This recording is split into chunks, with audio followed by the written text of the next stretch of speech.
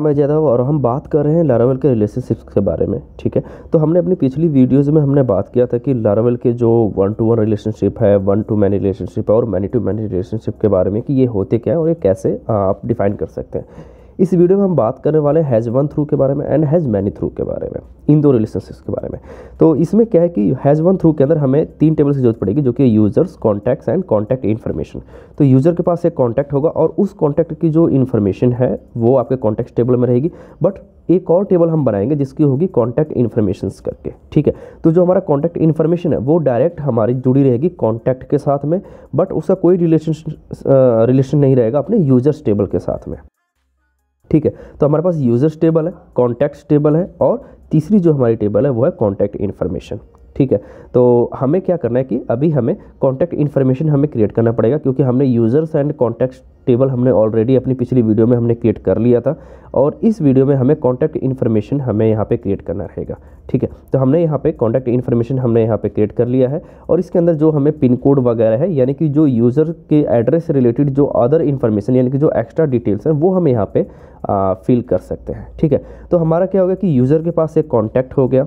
ठीक है, और जो कॉन्टैक्ट है उसके पास भी कॉन्टैक्ट डिटेल एक टेबल है जो कि एक तीसरी टेबल है। ठीक है, तो यूज़र एक कॉन्टैक्ट और कॉन्टैक्ट के पास एक कॉन्टैक्ट इन्फॉर्मेशन टेबल। ठीक है, अगर यदि आप मॉडल में जाएंगे तो यहाँ पे ऑलरेडी आप देखेंगे कि has one relationship already contact के साथ में जुड़ा हुआ है यूज़र का, और दूसरा हमारा क्या है कि यहाँ पे कॉन्टैक्ट के अंदर एक और हमें रिलेशनशिप बनाना रहेगा जो कि हैज़ वन का रिलेशनशिप रहेगा, वो होगा कॉन्टैक्ट इन्फॉर्मेशन के साथ में, और बिलोंग टू का रिलेशनशिप है अपने यूज़र के साथ में। तो अब हमें कॉन्टैक्ट इन्फॉर्मेशन का जो है हमें इसको रिलेशनशिप हमें डिफाइन करना पड़ेगा अपने कॉन्टैक्ट के साथ में।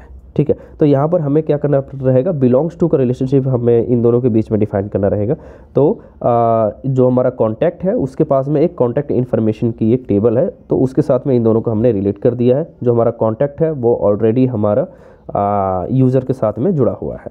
ठीक है, तो अभी हमें सीडर के अंदर हमें एक और डेटा क्रिएट करना रहेगा। तो हमने ऑलरेडी एक यूज़र क्रिएट किया हुआ था, तो यूज़र हमारा जुड़ा हुआ है कॉन्टैक्ट के साथ में।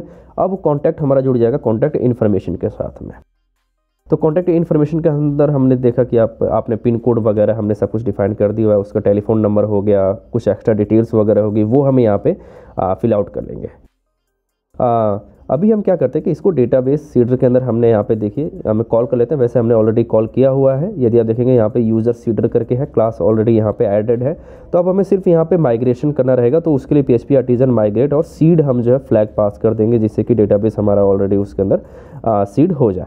तो यदि आप यहाँ पर जाएंगे टेबल्स के अंदर तो आप यहाँ पर देखेंगे यहाँ पे है कॉन्टैक्ट और यहाँ पे कॉन्टैक्ट इन्फॉर्मेशन। तो कॉन्टैक्ट इन्फॉर्मेशन के साथ में हमारे पास क्या है, कॉन्टैक्ट ID। इस पर यदि हम क्लिक करते तो हम जाते हैं अपने कॉन्टैक्ट टेबल के अंदर, और यदि हम कॉन्टैक्ट टेबल के अंदर यदि हम यूज़र पे क्लिक करते हैं तो हम जाते हैं यूजर्स टेबल्स के अंदर। तो हमने अपने तीनों टेबल्स के बारे में हमने देख लिया यहाँ पर, और यदि हम यहाँ पे टेस्टिंग कंट्रोलर के अंदर जाते हैं और यहाँ पर हम जो लिखते हैं कि हमें यूज़र फैच करना है विद कॉन्टैक्ट, तो ये हमें कॉन्टैक्ट की इन्फॉर्मेशन के साथ में यूज़र की डिटेल हमें यहाँ पे दे देगा। अभी शायद सर्वर ऑन नहीं है, तो मैं यहाँ पे सबसे पहले सर्वर को ऑन कर लेता हूँ। उसके लिए PHP आर्टिजन सर्वर आपको रन करना, और यहाँ पर आप देखेंगे कि हमें टेस्टिंग जो हमने डेटा फीड किया हुआ था वो हमें नहीं मिल रहा है, और उसकी वजह है कि हमने जो अरेंज किया हुआ है यानी कि सीडर के अंदर, वो हमने क्या किया हुआ है कि जो फैक्ट्री है वो हमारी पहले रन हो रही है और ये यूजर सीडर बाद में। तो इसको हम पहले कर देते हैं यूजर सीडर को, ताकि हमें पहले नंबर पे ही आपको टेस्टिंग डिटेल की जो हमें जो टेबल्स के जो डेटा है वो हमें वहाँ पे मिल सके, यूज़र की इन्फॉर्मेशन। ठीक है, अब मैं इसको रिफ्रेश करता हूँ तो अब आप देखेंगे यहाँ पे हमें टेस्ट और test@gmail.com ये हमें यहाँ पे इन्फॉर्मेशन मिल जा रही है, जो कि हमने अपने सीडर के अंदर हमने डिफाइन किया हुआ था। यहाँ पे आपको कॉन्टैक्ट डिटेल मिलता है, जो कि कॉन्टैक्ट है, यूज़र की जो कॉन्टैक्ट डिटेल्स हैं वो हमें यहाँ पे देखने को मिल जा रही है। ठीक है, तो इन दोनों चीज़ों को तो हमने कर लिया, लेकिन अब हमें क्या करना है कि जो हमें कॉन्टैक्ट है उसके साथ में हमें कॉन्टैक्ट की इन्फॉर्मेशन भी चाहिए होगी। ठीक है, तो कॉन्टैक्ट इन्फॉर्मेशन है वो जो है वो कॉन्टैक्ट के साथ में जुड़ा हुआ है, तो उसके लिए हमें लिखना है कॉन्टैक्ट इन्फॉर्मेशन। और अब यदि मैं इसको रिफ्रेश करता हूँ तो अब आप देखेंगे यहाँ पे कॉन्टैक्ट की डिटेल आ रही है और यहाँ पे कॉन्टैक्ट की इन्फॉर्मेशन भी आ रही है हमें। तो हमारे पास एक यूज़र हो गया, यूज़र के पास एक कॉन्टैक्ट हो गया। ठीक है, यहाँ पर आप देखेंगे यहाँ पे होगा कॉन्टैक्ट, और उस कॉन्टैक्ट की इन्फॉर्मेशन होगी कॉन्टैक्ट इन्फॉर्मेशन टेबल के अंदर। ठीक है, अब हमें क्या करना है कि हमें यूज़र आपको फैच करना है, बट आपको कॉन्टैक्ट फैच नहीं करना है, यानी कि डायरेक्ट हमें कॉन्टैक्ट की इन्फॉर्मेशन चाहिए। मान लीजिए यूज़र की जो डिटेल है, एक्स्ट्रा डिटेल्स हैं जो एड्रेस की, वो हमें डायरेक्ट फैच करना है। तो हमें यूज़र फैच करेगा कॉन्टैक्ट के इन्फॉर्मेशन को, डायरेक्ट कॉन्टैक्ट को फैच नहीं करेगा। तो इसके लिए हमें हैज़ वन थ्रू रिलेशनशिप की हमें यहाँ पे ज़रूरत पड़ जाती है कि हमें बीच के टेबल को यानी कि रिलेशनशिप को हटाना है, डॉट वाले को। तो यहाँ पर आपको एक रिलेशनशिप आपको डिफाइन करना रहेगा यूजर्स डॉट PHP के अंदर, यानी कि मॉडल के अंदर हैज़ वन थ्रू का, जो कि होगा कॉन्टैक्ट इन्फॉर्मेशन और कॉन्टैक्ट के बीच में, ठीक है। तो यहाँ पर हमने क्या लिखा कि कॉन्टैक्ट इन्फॉर्मेशन आप यहाँ पर देखेंगे, और यहाँ पे हैज़ वन थ्रू का रिलेशनशिप है। कॉन्टैक्ट इन्फॉर्मेशन हमें यहाँ पे क्लास को लिखना है, ऑर्डर आपको ध्यान रखना है, कॉन्टैक्ट इन्फॉर्मेशन यहाँ पे आपको रखना है और यहाँ पे कॉन्टैक्ट को, ठीक है। तो यहाँ पे हमने दोनों टेबल्स को हमने रख दिया कि भाई कॉन्टैक्ट इन्फॉर्मेशन यदि आप फैच करेंगे तो आपको डायरेक्ट कॉन्टैक्ट इन्फॉर्मेशन आपको यहाँ पे मिल सके। तो यहाँ पर आपको लिखना है कॉन्टैक्ट इन्फॉर्मेशन, और अब आप चलिए यहाँ पे, अब आप इसको करिए रिफ्रेश, और अब आप देखेंगे यहाँ पे यूज़र की डिटेल है, टेस्टिंग डिटेल, और यहाँ पर आपको कॉन्टैक्ट इन्फॉर्मेशन आपको देखने को मिलेगी, यानी कि अब आप डायरेक्ट कॉन्टैक्ट इन्फॉर्मेशन को अब आप एक्सेस कर पा रहे हो, ठीक है। तो पहले क्या था कि आपको सबसे पहले आपको कॉन्टैक्ट की इन्फॉर्मेशन फैच करनी पड़ रही थी, फिर आपको कॉन्टैक्ट की इन्फॉर्मेशन वहाँ पे देखने को मिल रही थी। तो पहले यूज़र, फिर कॉन्टैक्ट इन्फॉर्मेशन, बट इसमें आपको यूज़र और डायरेक्ट कॉन्टैक्ट इन्फॉर्मेशन, ठीक है। तो इन दो को आपने समझ लिया कि आपको हैज़ वन रिलेशनशिप के साथ में आपको कैसे रखना है। चलिए हम अगले को देखते हैं, जो कि है हैज़ मैनी थ्रू। तो हैज़ मैनी थ्रू के अंदर हम क्या कर रहे हैं कि 3 टेबल क्रिएट कर रहे हैं, जो कि होगी कंट्रीज़, स्टेट्स एंड सिटीज़। तो कंट्रीज़ के पास क्या होगी, बहुत से स्टेट्स होंगे, और स्टेट क्या होंगे, उसके बाद बहुत सी सिटीज़ होंगी, बट एक जो स्टेट होगा वो बिलोंग करेगा किसी कंट्री से, ठीक है।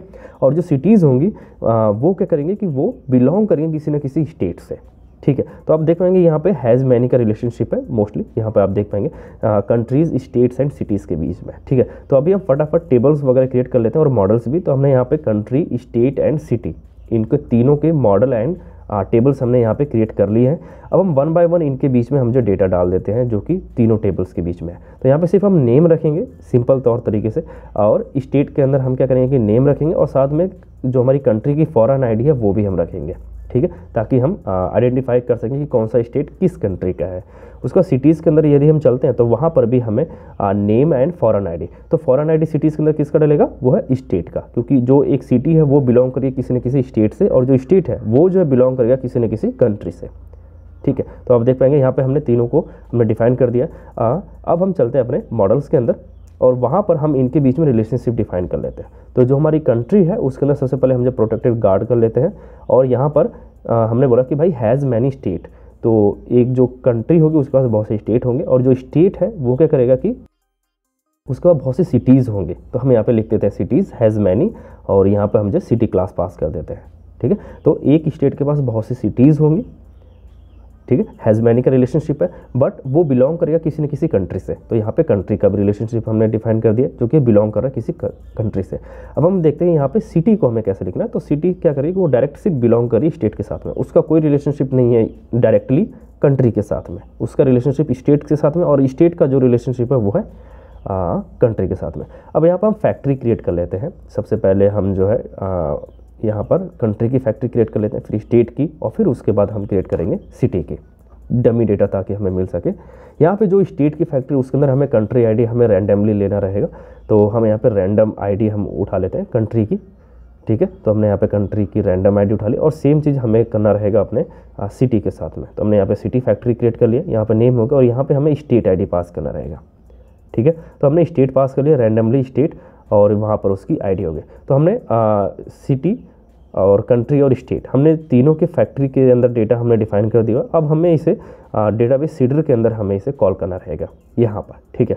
तो इसको हम कैटेगरी को हम यहाँ पे क्या कर लेते हैं कि इसको हम कर लेते हैं कंट्री, और 10 जो है कंट्री क्रिएट कर लेते हैं। उसके बाद स्टेट हम जो क्रिएट कर लेते हैं, तो स्टेट की जो नंबरिंग होगी वो हम चेंज कर लेंगे अभी, और यहाँ पे हम कर लेते हैं सिटी के लिए भी। तो जो हमारा स्टेट है वो हम कर लेते हैं 100, और जो सिटी है उसे हम 500 कर लेते हैं, ठीक है। और रैंडमली डेटा वो क्या करेगा कि वो सीड कर देगा उसके अंदर। तो अभी हम फिर से माइग्रेशन रन करते हैं एक बार, और साथ में सीड फ्लैग के साथ में, ठीक है। तो अभी हमने क्या किया कि यहाँ पे सीडिंग वगैरह हो गई है, सब कुछ डेटाबेस के अंदर सब कुछ आप देख पाएंगे वहाँ पर। और यहाँ पर अब हम रिलेशनशिप को अब हम डिफाइन करते हैं। तो यहाँ पे जो हमारी कंट्री है उसको हम फैच करेंगे फर्स्ट, और उसको हम देखेंगे कि कंट्री कैसे दिख रही है और कौन सी कंट्री है। सर्वर ऑन करना रहेगा, तो यहाँ पर करते हैं PHP आर्टिजन सर्व, और इसको हम करते हैं फिर से रिफ्रेश। तो आप देखेंगे यहाँ पे पहली कंट्री हमें मिल रही है AUT करके, और ये है डमी डेटा, ठीक है। इसको हम करते हैं कि विद हमें चाहिए स्टेट के साथ में, ठीक है, क्योंकि कंट्री का जो रिलेशनशिप है वो है स्टेट के साथ में। तो हमने यहाँ पर लिखा कि विद स्टेट्स, कंट्री चाहिए हमें विद स्टेट्स। तो अब हम करते हैं इसको रिफ्रेश। तो अब आप देखेंगे यहाँ पे स्टेट्स मिल गए कि एक कंट्री के पास कितने स्टेट हैं, वो है 8, ठीक है। तो अब आप यहाँ पे देख पाएंगे हमें 8 स्टेट्स मिल गए।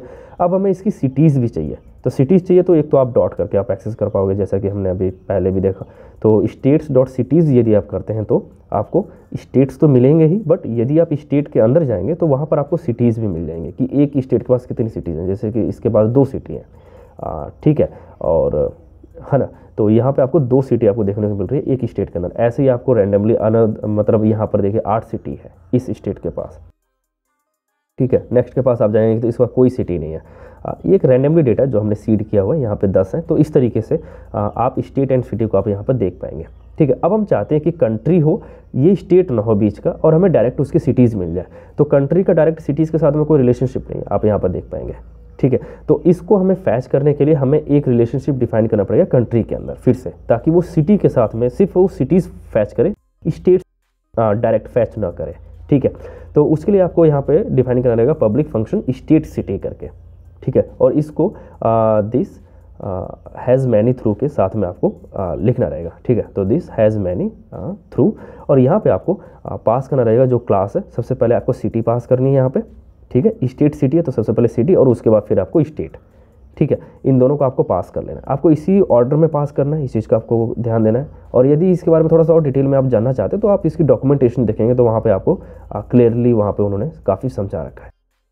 अभी हम क्या करते हैं कि अब यहाँ पे सीधा हम जो है स्टेट सिटी अब हम लेते हैं डायरेक्ट, कि हमें भाई स्टेट नहीं चाहिए, हमें स्टेट की सिटी चाहिए सिर्फ कंट्री के साथ में। तो हमने इसको किया रिफ्रेश। तो अब आप देखेंगे यहाँ पे आ रहा है स्टेट सिटी, और जब आप देखेंगे तो यहाँ पे 33 आपको स्टेट सिटी मिल रही है। यानी कि ये जो हमारी कंट्री है उसके पास 33 क्या है सिटीज़ हैं पूरी, ठीक है।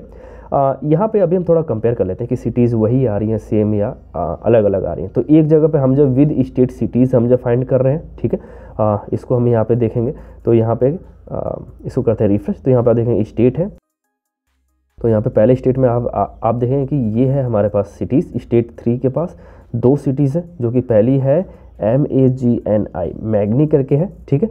और अब हम इसको कमेंट कर लेते हैं और इसको रन करते हैं, जो कि स्टेट सिटी, ठीक है। अब हम इसको यहाँ पर रिफ्रेश करते हैं, और यहाँ पे स्टेट सिटी में यदि हम फर्स्ट सिटी को देखें तो आप देखेंगे यहाँ पे MAGNI वही वाली सिटी है जो हमने पहले देखी हुई थी उसके अंदर, स्टेट सिटी के अंदर भी। दूसरी वाली देखिए यहाँ पे PRAES करके है, और यहाँ पे यदि हम जाएंगे इसकी दूसरी सिटी को यदि हम देखें तो यहाँ पर भी आप देखेंगे कि हमें सेम सिटी मिल रही है। तो इस तरीके से आप जो हमारा रिलेशनशिप है थ्रू वाला, मैनी थ्रू और वन थ्रू का, वो आप डिफाइन कर पाएंगे, ठीक है। आई होप कि आपको ये वीडियो आपको समझ में आ गई होगी और ये कॉन्सेप्ट क्या क्या है। यदि इससे रिलेटेड कोई क्वेश्चन आपके मन में तो आप कमेंट सेक्शन में लिखिए, मैं उसको जरूर जवाब दूंगा। मिलते हैं अगली वीडियो में, तब तक के लिए बाय बाय।